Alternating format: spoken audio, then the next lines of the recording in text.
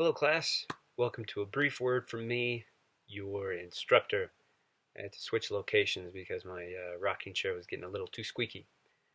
Anyway, I want to talk to you about the events that led up to the Montgomery bus boycott. And in order to do that, we have to revisit uh, something we've already talked about, which was the rape culture of Southern society. Now, white supremacy, as you know, was enforced through rape culture. Um, and that was prevalent during Reconstruction through the Gilded Age, Progressive Era, and even into the 30s, 40s, 50s, and 60s. And it was very, very common. White men would lure black women into their cars with the promise of work. They would attack them on the job, or they would simply pull up in a car and kidnap them at gunpoint, which is what happened to a young woman named Racy Taylor in 1944. Now, Racy was uh, abducted at gunpoint in front of her friends and taken to an empty field and gang raped by 6 white men, who then blindfolded her and left her on the side of the road. Uh, the NAACP found out about this and sent an investigator to get to the bottom of it and to try and help Racy.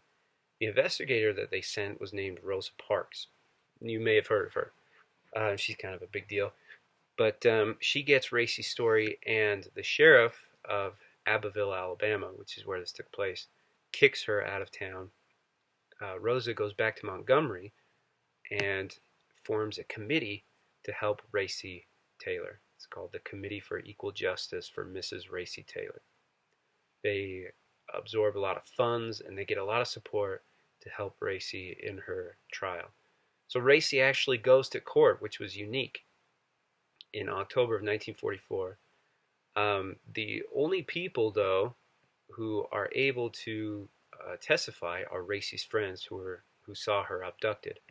None of the assailants, the attackers, were arrested, and Racy's friends didn't know any of their names. So the trial was pretty much of a joke. But white leaders of the community did it so that they could say that Racy went through the full extent of the law, and to keep any national outrage, abated. Meanwhile, Racy and her family received death threats. Their house was burned down while they were in it. They were able to escape. They moved in with Racy's parents, who and her father would stay in trees with a loaded shotgun around the house to protect them. None of them ever went out at night. Eventually, newspapers from around the country, mostly black newspapers, heard about this, and so they sent investigators to get to the bottom of it. They interviewed the sheriff of the town, Sheriff Gamble, who said that he had arrested the perpetrators and that Racy was, quote, a whore and was being treated for venereal disease, that her husband was a vagrant. Uh, and another sheriff said kind of the same thing. But to their credit, the white people around Abbeville contradicted those statements and said that Racy was a good worker and fine character. So these newspaper investigators get the Assistant Attorney General of Alabama on board, and Sheriff Gamble has to come clean and come to light that none of the perpetrators were ever arrested, and so Racy is able to get a second trial, which was good and bad. Good that she was getting another chance, but also hard because she had to relive the events and testify again to an all-white, all-male jury. And again, no one was indicted. The attackers got off scot-free. So why was this important? For a couple reasons. It was important because this was one of the first times that African Americans kind of stood up and said that they'd had enough. They rallied around a member of their community. They poured resources into defending them and taking care of them. Eventually, they became afraid for Racy's and her family's safety, so they moved her to Montgomery. The other reason why it's important is because you had an African American woman, Racy Taylor, using her voice as a weapon against the rape culture that so many people had ignored for centuries. Um, and also, you have people like Rosa Parks who are coming out and becoming important in the civil rights movement. So this is the culture around which the Montgomery bus boycott begins. It sucked to be an African American woman in the South. Many of these women had to ride buses, and the Montgomery bus system was a system of oppression. Uh, they frequently abused African Americans. They would sometimes not even pick them up. They'd just keep on driving. They'd shout at them. They'd sexually harass the women. A lot of the drivers kept guns or billy clubs under their seats because they actually had police authority to enforce segregation. So here's an example of one. In 1942, there was a woman named Ella Ray Jones who was a student at the teacher college. One day she gets on the bus. She's not feeling well, so she sits down in the back. But there's a white man standing, and according to the city ordinance, whenever a white person is standing, no matter where they are in the bus, an African American has to give it up and give them the seat. So Ella Ray, though, was not feeling well, so she refuses to give up the seat. She gets arrested. She's taken to the police department, but they don't throw her in a cell immediately. Instead, they beat her up. They slam her head into a brick wall. They beat her over with a pipe. They keep her overnight and deny her medical treatment. And the next day, she's released with a $28 fine and a report on her record that says that she was arrested for suspicion. Another example was a guy named Hilliard Brooks. He was a male, but he was a World War II veteran who tried to get on the bus one day. The bus driver actually physically pushed him off. He claimed that Brooks was intoxicated. When Brooks protested and he got up, a policeman shot him dead. The policeman was acquitted.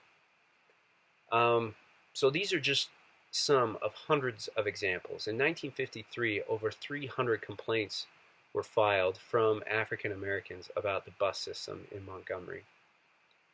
So then you have the organization of a group called the Women's Political Council. And in 1955, they had 300 members, and their leader was a woman named Joanne Robinson. She was a teacher at Alabama State College and an advocate for human rights. So many of the women in Montgomery and who were members of this organization were sick of the abuses from bus drivers. Many had been arrested and abused simply for not giving up their seats. They had to endure sexual harassment, physical harassment. So they began thinking about and talking about a bus boycott, but they couldn't find anyone to sort of rally around. And that's when Rosa Parks comes along. Rosa, obviously, like I already said, she'd been working for the NAACP.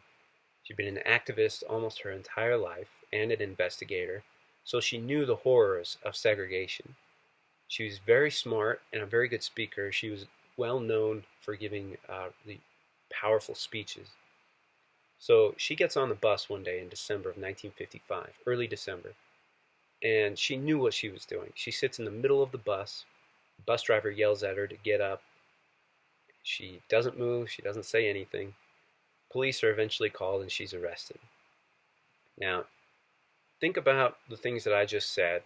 The rape culture, the abuse from policemen that these women had to endure.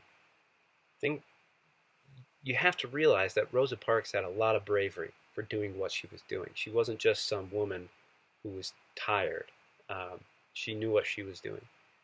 The reports that the community was terrified that she had done this, but also they now had a champion to rally around. Joanne Robinson immediately starts organizing a boycott. She stayed at the college after hours and printed off 52,500 flyers to announce the boycott. The day after Rosa's arrest, there's a meeting of the African American leaders in the community, and some of them were hesitant about getting involved in this boycott. So Rosa Parks gets up, she makes a speech where she asks these leaders to do something about the long-standing abuse of black women on the Montgomery buses. Her speech brings everyone together and they're all unified in the boycott. So on December 5th, 1955, the boycott begins and the buses are empty. Parks is arrested and found in violation of a state law, even though she was arrested for violating a city law, and she immediately signs an appeal. In the aftermath of her arrest, 26-year-old Martin Luther King Jr. is named the chairman of the Montgomery Improvement Association. And this was an activist group. Rosa Parks is then sort of relegated to the back and depicted as the dutiful housewife from the middle class, with middle class values. The night of the boycott, the night it starts, Martin Luther King gives a great speech about how this is the right time to begin the boycott. And Rosa Parks is on the stand with him, and she asks the other leaders, should she say something? And they essentially tell her, no, thank you, you've done enough already, which signifies a shift in the leadership of the movement. But that doesn't mean that women weren't important. They were the ones who actually did the boycott. They were also the ones who were the primary fundraisers for this. They sold baked goods, they sold clothing, they did whatever they could to raise funds. They also walked to their jobs, they carpooled. Several of them lost their jobs, and they were also the primary targets of white retaliation. A group of Montgomery white citizens formed a group called the White Citizens Council. They dynamited Martin Luther King's home. They dynamited other homes around the city. One Mississippi senator, in response to the boycott, said that the best way to victory was to organize and be militant. Other white leaders said that they wanted to teach Rosa Parks a harsh lesson. The mayor of Montgomery turned a blind eye to all this. The White Citizens Council declared that they would abolish the Negro race with guns, bows, and arrows, slingshots, and knives. This was some pretty harsh language. The mayor also has 87 members of the African American community arrested, over a dozen of which were women, including Rosa Parks and Joanne Robinson.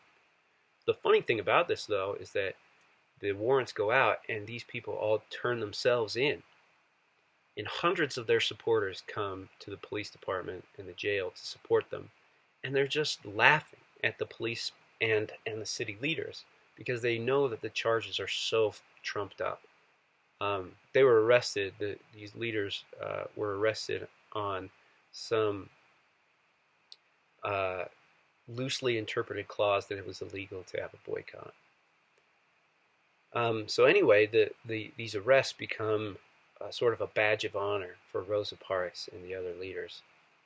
At the end of the boycott, which was very successful, it lasted a year, Martin Luther King is hailed as this hero and champion of civil rights, which he certainly was. But it's also kind of a mixed bag because women like Joanne Robinson and Rosa Parks are sort of forgotten. I mean, Joanne Robinson is someone who you've never heard of, I'm sure, even though she was the main impetus behind the boycott. A few days after the boycott ends, the Supreme Court rules on the Browder versus Gale case and outlaws segregation outside of public schools. So the Montgomery bus system is now fully integrated. What's cool about the Montgomery bus boycott was that it wasn't just a civil rights movement, it was a women's movement.